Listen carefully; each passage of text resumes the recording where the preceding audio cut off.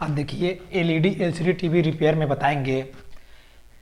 इप्रोम हमारा क्या चल रहा है, इप्रोम का क्लास चल रहा है।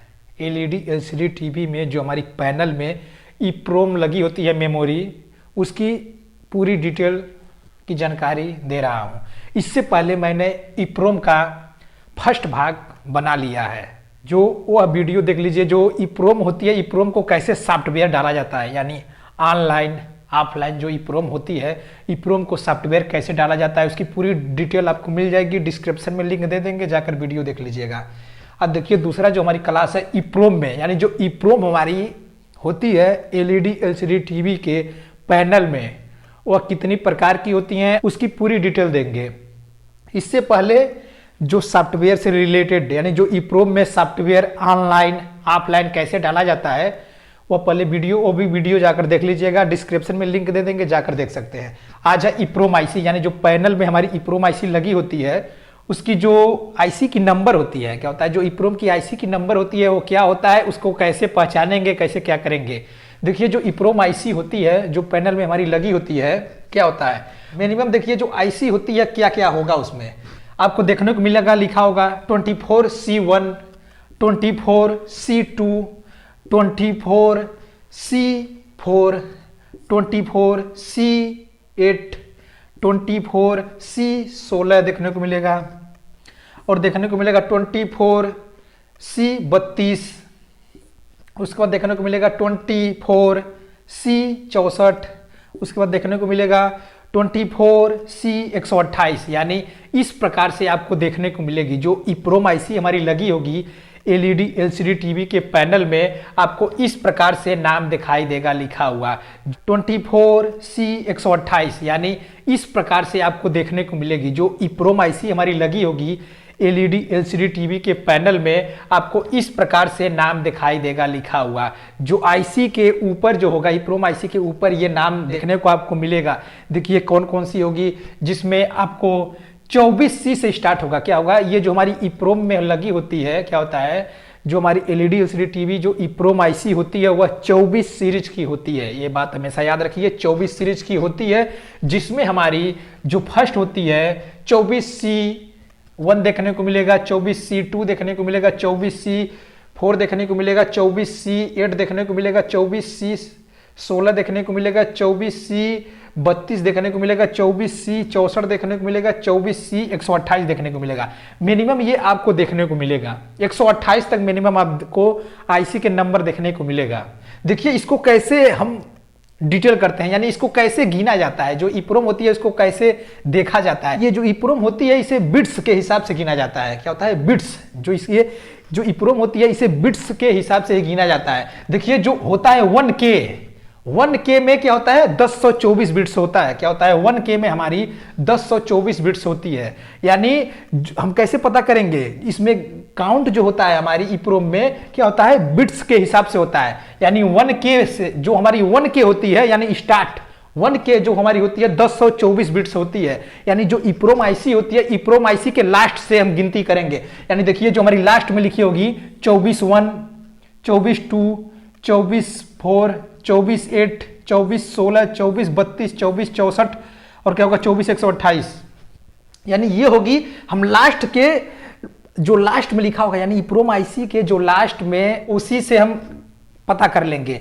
जो हमारी एक बिट होती है, एक बिट में हमारी 1024 बिट होती है। यानी अगर हमारी लास्ट में एक लिखा है तो एक बिट्स होगी, यानी लास्ट में हमारी अगर 2 लिखा है तो 2 बिट्स होगी। यानी अगर हमारी लास्ट में क्या लिखा है, 4 लिखा है तो यानी 4 बिट्स होगी। अगर हमारी लास्ट में 8 लिखा है तो 8 बिट्स होगी। यानी हमारी इप्रोम में लास्ट में अगर 16 लिखा है तो 16 बिट्स होगी। अगर लास्ट में 32 लिखा है तो 32 बिट्स होगी। अगर लास्ट में 64 लिखा है तो 64 बिट्स होगी। अगर लास्ट में हमारी 128 लिखा है तो 128 बिट्स होगी।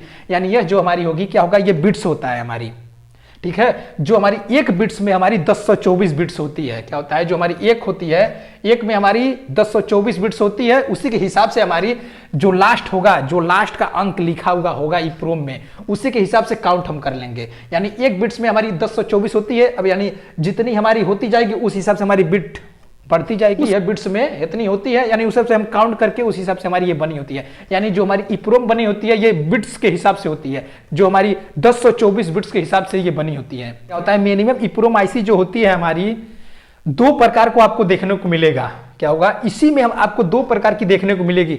जो एक होगी क्या होगा, सोप। सोप का मतलब होगा नॉर्मल। नॉर्मल यानी नॉर्मल में इसकी जो साइज होगी क्या होगा, जो इसकी साइज होगी थोड़ा सा बड़ा होगा। और इसी में आपको देखने को मिलेगी क्या होगा, तत्सोप होगा। क्या होगा, तत्सोप होगा। जो हमारी एसएमडी होगी वो छोटा सा पतला सा एसएमडी होगा, इस प्रकार से होगा आपका। और देखिए ईप्रोम में जो हमारी होती है, ईप्रोम में जो होती है 400 किलो हर्ट्ज। क्या होता है, 400 किलो हर्ट्ज से मिनिमम के अंदर ही काम करता है। यानी जो ईप्रोम होती है, ईप्रोम का वर्ग क्या होता है, 400 किलो हर्ट्ज के अंदर ही यह काम करती है। यानी क्या होता है, 400 किलो हर्ट्ज के ही अंदर ये काम करती है। और जो इसकी बीसीसी वोल्टेज होती है, क्या होता है, ईप्रोम आईसी की जो हमारी दो प्रकार की आपको देखने को मिलेगी, एक होता है सोप और दूसरा होता है तत्सोप। और मिनिमम इसमें आपको क्या देखने को मिलेगा, जो वोल्टेज इसमें होगी आप देखने को मिलेगा 1.8 वोल्ट से 5 वोल्ट तक देखने को मिलेगा। क्या होगा, 1.8 वोल्ट से 5 वोल्ट तक। इसके अंदर हमारी क्या होगी, कोई भी वोल्टेज हो सकता है। यानी ये दो हमारी जो ईप्रोम होगी, नॉर्मल और एसएमडी, इसमें आपको एक 1.8 वोल्ट से लेकर 5 वोल्ट तक देखने को मिलेगा। क्या होगा, 1.8 वोल्ट से 5 वोल्ट तक देखने को मिलेगा। इसमें बीसीसी वोल्टेज कुछ भी हो सकता है, किसी भी वोल्टेज हमारी घट बढ़ सकता है। यानी ये हमको ध्यान देना होगा। यानी जो इसकी बीसीसी सप्लाई होती है वो 1.8 वोल्ट से लेकर 5 वोल्ट के बीच में आपको देखने को मिलेगी। और देखिए ये जो होता है टेम्परेचर, यानी 85 डिग्री सेल्सियस तक ही ये टेम्परेचर में ही काम करेगा मिनिमम। यानी जो ईप्रोम आईसी पैनल में लगी होती है 85 डिग्री सेल्सियस तक मिनिमम है।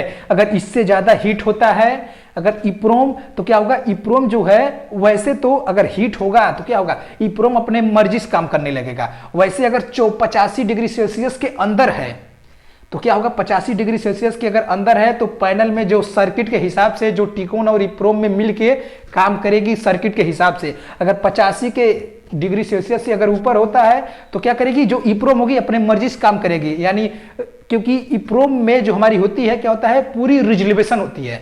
जो पैनल की होती है पूरी सॉफ्टवेयर उसी में होती है हमारी। जब 85 डिग्री सेल्सियस से अगर ज्यादा हीट होता है तो क्या करेगा, ईप्रोम अपनी मर्जी से काम करेगी, जिससे क्या होगा, पैनल पर आपको किसी भी प्रकार की फॉल्ट देखने को मिल सकती है। याद रखिए, यानी कोई भी आईसी होता है, देखिए क्या है 85 डिग्री सेल्सियस, यानी कोई भी देखिए आईसी है पैनल में, चाहे कोई भी आईसी अगर लगा है जो उसकी टेम्परेचर निर्धारित है, यानी 85, मान लीजिए ये पैनल में हमारी क्या है, जो ईप्रोम में 85 डिग्री सेल्सियस तक है। अगर 85 डिग्री सेल्सियस से ज्यादा हो जाएगा तो क्या होगा, ये अपने मर्जी से काम करेगा। क्या होगा, ये जो होगी अपने मर्जी से काम करेगी, अंधाधुंध काम करेगी, जिससे क्या होगा, सर्किट में प्रॉब्लम देखने को मिलेगा। जो देखिए कोई भी आईसी अगर लगा होता है, आईसी का एक टेम्परेचर निर्धारित होता है, उसके अंदर अगर टेम्परेचर है तो क्या करेगा, तब तक हमारी वह काम करेगी मिनिमम सर्किट के हिसाब से। यानी जो सर्किट की मैनेज की गई होगी सर्किट के हिसाब से काम करेगी। अगर हमारी सर्किट के हिसाब से काम नहीं कर रही है, क्या होगा, अगर हमारी सर्किट के हिसाब से काम नहीं कर रही है तो मान के चलिए जो आईसी है, आईसी हमारी हीट कर रही है। आईसी तभी अपने मर्जी से काम करती है जब क्या करता है, हीट करने लगता है। वैसे जो सर्किट में लगी होती है आईसी उसी हिसाब से काम करती है जिस हिसाब से सर्किट की जरूरत होती है। लेकिन आईसी जब भी टेम्परेचर के हिसाब से ओवरटेक होगा तो कभी भी जान लीजिए आईसी जो होती है अपने मर्जी से काम करती है। और ये टेम्परेचर कैसे बढ़ेगा, मान लीजिए रास्ते में कहीं स्टार्टिंग हो गया, मान लीजिए ईप्रोम जो आईसी लगी है हमारी, टिकोन आईसी 60 हो गया। जब टिकोन आईसी 60 हो जाएगा तो क्या होगा, ये आईसी हीट करेगी, ये भी आईसी हीट करेगी। तो अगर मिनिमम 85 डिग्री सेल्सियस से ऊपर भी जाता है तो क्या होगा, आईसी फाट जाएगी। जो आपको देखने को मिलता है कभी भी आईसी, कोई भी लगी आईसी होती है, जब वो फट जाती है आपको देखने को मिलेगा पैनल में डीसी टू डीसी आईसी भी फट जाती है। टिकोन आईसी बहुत कम देखने को मिलता है, लेकिन डीसी टू डीसी आईसी जो होती है फट जाती है। और जो आपका लेवल शिफ्टर आईसी होती है वो भी फट जाती है। फटने का वजह क्या है कि मिनिमम उसकी टेम्परेचर निर्धारित की होती है। अगर 85 डिग्री सेल्सियस मान लीजिए ईप्रोम की है, अगर इससे ज्यादा टेम्परेचर बढ़ेगा तो ये अपने मर्जी से काम करेगा। जब अपने मर्जी से काम करेगा तो पैनल में किसी प्रकार की भी फॉल्ट हो सकती है। तो उस हिसाब से यानी ये जो हमारी ईप्रोम होती है, क्या होता है, जो ईप्रोम होती है हमारी 400 किलो हर्ट्ज, क्या होता है, जो ईप्रोम होती है हमारी दोनों नॉर्मल और एसएमडी, यह 400 किलो हर्ट्ज के ही अंदर काम करती है। यानी मिनिमम जो इसके अंदर यानी सर्किट के हिसाब से, रिजोल्यूशन के हिसाब से, जिस हिसाब से मैनेज किया गया होगा सर्किट में, उस हिसाब से 400 किलो हर्ट्ज के यानी अंदर ही उसे मैनेज किया गया होगा, उस हिसाब से ये EEPROM हमारी काम करती है। और जो ये EEPROM हमारी होती है दो प्रकार के देखा जाता है, नॉर्मल और SMD। और जो इसकी वोल्टेज हमारी होती है 1.8 वोल्ट से लेकर 5 वोल्ट तक होती है। यानी ये इसके अंदर ही हमारी होती है, 1.8 वोल्ट से लेकर 5 वोल्ट तक होगी। और क्या होगा, ये इसके अंदर ही होगी हमारी।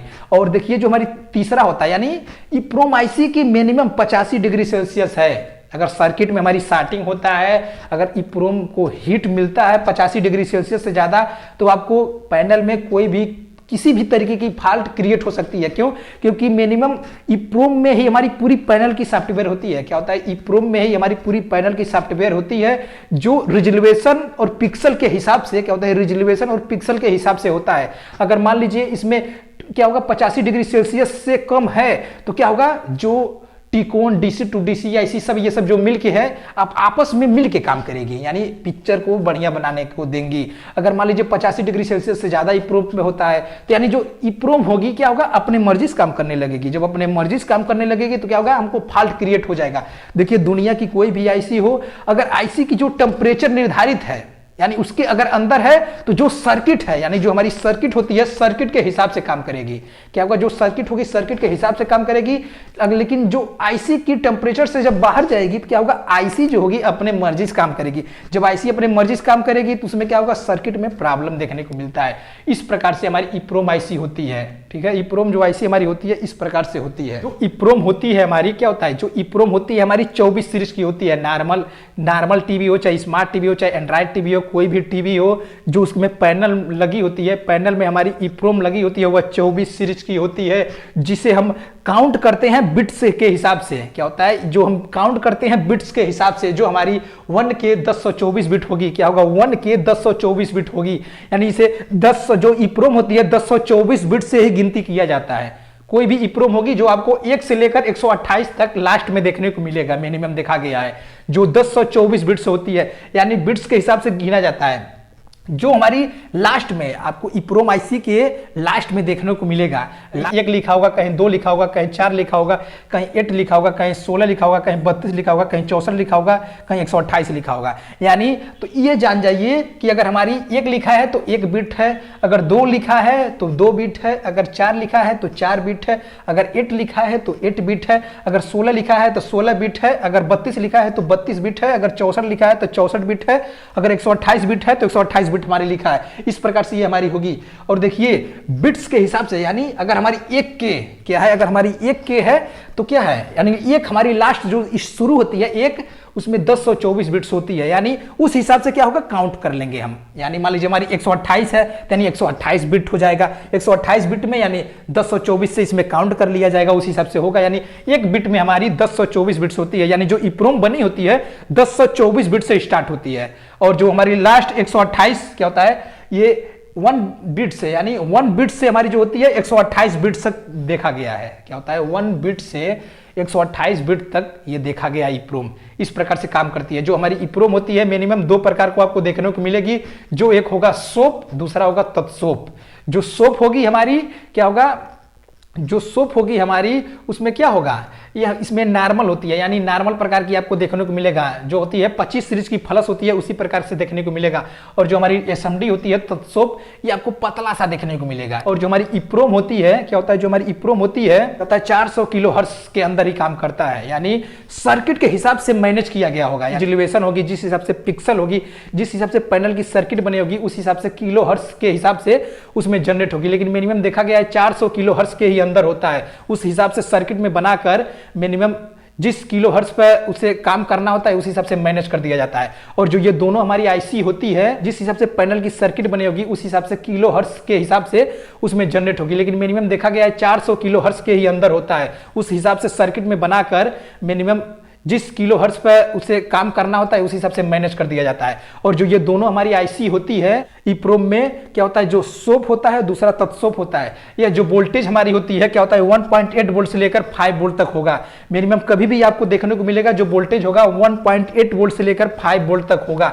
यानी जो ये बिट्स है 1 बिट से लेकर 128 बिट्स तक, इसमें कोई भी वोल्टेज कुछ भी हो सकता है। आपको ये हमेशा ध्यान रखना होगा कि जो इसकी बीसीसी सप्लाई है कुछ भी हो सकती है। यानी अगर मान लीजिए 1.8 वोल्ट है यानी 5 वोल्ट है, यानी एक 1.8 वोल्ट से लेकर 5 वोल्ट तक है। अगर मान लीजिए हमारी कोई आईसी खराब हो रहा है, क्या है, कोई आईसी अगर खराब हो रहा है तो उसकी बीसीसी वोल्टेज देखकर ही लगाएंगे। मान लीजिए अगर मेरा क्या हुआ, मान लीजिए 128 बिट का हमारी आईसी खराब हो गया, क्या हुआ, 128 बिट का आईसी हमारी खराब हो गई है, तो इसकी बीसीसी सप्लाई पहले चेक करेंगे, आईसी निकाल लेंगे, क्या करेंगे, जो पैनल से जो पीसीबी होगी, सोर्स पीसीबी से क्या करेंगे, हम आईसी को उठा लेंगे और उसकी बीसीसी चेक कर लेंगे कितनी बीसीसी है, यानी 1.8 से 5 वोल्ट तक होती है। मान लीजिए अगर हमारी 1.8 वोल्ट का है, ये क्या है, अगर हमारी 1.8 वोल्ट का है, अगर आप यहाँ 3.3 वोल्ट का लगाएंगे तो क्या होगा, हमारी सर्किट डैमेज हो जाएगी। ये आपको हमेशा ध्यान रखना होगा। यानी जितनी हमारी बिट्स की आईसी खराब होती है उसकी बीसीसी सप्लाई पहले चेक करना होगा।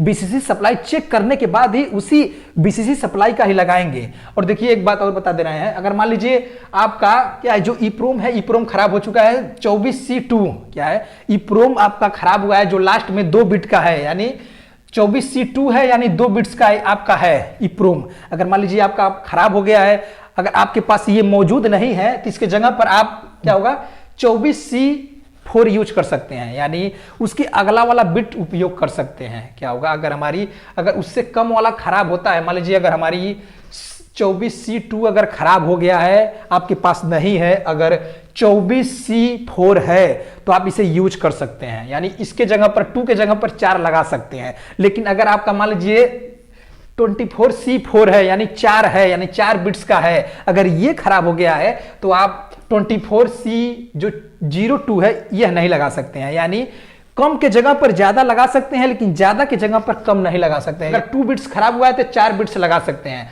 अगर 2 बिट्स खराब हुआ है तो 8 बिट्स नहीं लगा सकते हैं। ये हमेशा याद रखिए। अगर लगाएंगे, सॉफ्टवेयर डालकर चलाएंगे तो क्या होगा, सर्किट में आपको दूसरे तरीके का फॉल्ट देखने को मिलेगा इमेज में। यानी जब भी ईप्रोम आईसी खराब होगी तो उसके जस्ट नीचे वाला ही लगाने की कोशिश करेंगे। मान लीजिए अगर उसके नीचे वाला, अगर मान लीजिए हमारी 8 बिट का खराब है, क्या है, अगर 8 बिट का खराब है, आपके पास 8 बिट का नहीं है तो क्या करेंगे, हम 16 बिट का लगा सकते हैं। अगर 8 बिट का खराब है, नहीं है तो 16 बिट का लगा सकते हैं। लेकिन अगर 8 बिट खराब है तो 32 बिट का नहीं लगा सकते हैं, नहीं तो पैनल में हमारी फॉल्ट देखने को मिलेगी। ठीक है, यानी अगर 8 बिट खराब है तो क्या करेंगे, हम 16 बिट लगा सकते हैं, लेकिन 8 बिट के जगह पर हम 32 बिट नहीं लगा सकते हैं। यानी अगला जो खराब हो रहा है उसके एक पॉइंट नीचे, यानी अगर मान लीजिए 64 खराब हुआ है तो 64 की जगह पर हम 128 लगा सकते हैं। क्या होगा, अगर 64 खराब हुआ है तो 128 लगा सकते हैं, यानी मिनिमम उसके एक नीचे वाला लगा सकते हैं, लेकिन मिनिमम अंटक बंटक नहीं लगा सकते हैं। अगर 2 खराब है, 2 बिट्स वाला खराब है तो 4 बिट वाला लगा सकते हैं। अगर 2 खराब है तो 8 बिट वाला नहीं लगा सकते हैं, नहीं तो हमारी दूसरी फॉल्ट क्रिएट हो जाएगी। और कभी भी जब ये खराब होता है तो पहले क्या करेंगे, उसकी बीसीसी सप्लाई चेक करेंगे, उसी बीसीसी सप्लाई का ही लगाएंगे, क्योंकि इसका जो वोल्टेज होता है 1.8 वोल्ट से लेकर 5 वोल्ट तक देखने को मिलेगी। मिनिमम ये देखा गया है। और मिनिमम देखिए कभी भी आपको क्या होता है, अगर जैसे मान लीजिए 2 बिट्स का है, क्या है, अगर 2 बिट्स का है, 2 बिट्स का खराब है तो उसके जस्ट नीचे वाला ही लगाएंगे। मान लीजिए आपके पास ये 2 बिट्स का नहीं है तो 4 बिट्स का लगा सकते हैं आराम से, लेकिन 4 बिट्स के जगह पर 2 बिट्स नहीं लगा सकते हैं। यानी ज्यादा के जगह पर अगर मान लीजिए ये 4 बिट्स का आपका खराब हो गया है, आपके पास 2 बिट का है तो वह नहीं यूज कर सकते हैं, नहीं काम करेगा, क्योंकि उसमें मिनिमम मान के चलिए, सीधा सीधा ऐसे समझिए कि जो मोबाइल में चिप होती है, क्या होता है, जो आपके मोबाइल में चिप होती है उसमें क्या होता है, जीबी होता है ना, 8 GB, 16 GB, 32 GB। अब मान लीजिए अगर जो मोबाइल का आपका चिप है, जो 8 GB आपका क्या हुआ, जो 8 GB था, 8 GB की जगह पर आप मान लीजिए 8 GB में जो सामान रखे थे, यानी कुछ भी डाउनलोड करके रखे थे, अगर आप 16 GB लगा रहे हैं तो उसके अंदर आप स्टोरेज कर सकते हैं। लेकिन मान लीजिए जो 16 GB चिप था मोबाइल का, अगर जो उसमें आप डाउनलोड करके रखे हैं, अगर आप मान लीजिए 8 GB चिप मोबाइल में लगा रहे हैं, अगर आप सोच रहे हैं 16 GB का अगर 8 GB में हम जो डाउनलोड किए थे रख लें तो ये संभव होगा, नहीं संभव होगा। इस प्रकार से ये हमारी काम करेगी। यानी मान लीजिए अगर 2 बिट्स का है, अगर 2 बिट्स का खराब होता है तो उसके जगह पर हम 4 बिट्स लगा सकते हैं, लेकिन अगर 4 बिट्स खराब होगा तो 4 बिट्स के जगह पर 2 बिट्स नहीं यूज कर सकते हैं। क्यों? क्योंकि जो उसकी स्टोरेज के अंदर की जो क्षमता है मेमोरी, वह उसके अंदर नहीं है, इसलिए हम उपयोग नहीं कर सकते हैं। यानी इस प्रकार से हमारी ईप्रोम होती है। और देखिए इसी में बताना चाहता हूं कि पेन ड्राइव से कैसे सॉफ्टवेयर पढ़ती है, देखिए आपके स्क्रीन पर दिखाई दे रहा है पेन ड्राइव से कैसे सॉफ्टवेयर पढ़ती है, उसका भी वीडियो बन गया है। यानी जो मेन वीडियो बन गया है मेरा, जो ईप्रोम आईसी में कैसे जो ईप्रोम आईसी हमारी होती है उसकी सॉफ्टवेयर डालना, इससे पहले वीडियो मैं बना चुका हूं। देखिए आपके स्क्रीन पर दिखाई दे रहा है, डिस्क्रिप्शन में लिंक दे देंगे, जाकर देख सकते हैं। और नॉर्मल एलईडी एलसीडी टीवी में देखिए आपके स्क्रीन पर दिखाई दे रहा है, ये भी इसका वीडियो बना चुके हैं। यानी जो सॉफ्टवेयर कैसे डालना है होता है, इसको भी डिस्क्रिप्शन में लिंक दे देंगे, देख लीजिएगा। और जो हमारी स्मार्ट टीवी और एंड्रॉइड टीवी में सॉफ्टवेयर पड़ती है, इसकी भी पूरी डिटेल सॉफ्टवेयर कैसे पढ़ता है, ईएमएमसी क्या है, देखिए आपके स्क्रीन पे दिखाई दे रहा है, जाकर देख लीजिएगा। डिस्क्रिप्शन में लिंक दे देंगे, एक बार जाकर डिस्क्रिप्शन में देख लीजिएगा। जो मिनिमम आपका पैनल से फॉल्ट रिलेटेड है, जो पैनल से फॉल्ट रिलेटेड है, देखिए आपके स्क्रीन पे दिखाई दे रहा है, उसका भी डिस्क्रिप्शन में लिंक दे देंगे। और पावर सप्लाई जो होती है, पावर सप्लाई की पूरी डिटेल जो है देखिए आपके स्क्रीन पे दिखाई दे रहा है, वो भी डिस्क्रिप्शन में लिंक दे देंगे। ये वीडियो देखने के बाद आप डिस्क्रिप्शन में लिंक में जाकर देख लीजिएगा। जो मिनिमम फॉल्ट आपको दूर करना है सर्किट में, तो वीडियो देखिए सर्किट में दूर हो जाएगा। इस प्रकार से ये हमारी होती है। और बेसिक जानकारी, यानी मिनिमम आपको बेसिक जानकारी जानना बहुत जरूरी है। किसी भी चीज को बेसिक जानकारी जानेंगे तभी ही रिपेयर कर सकते हैं, नहीं तो ऐसे रिपेयर नहीं कर सकते हैं।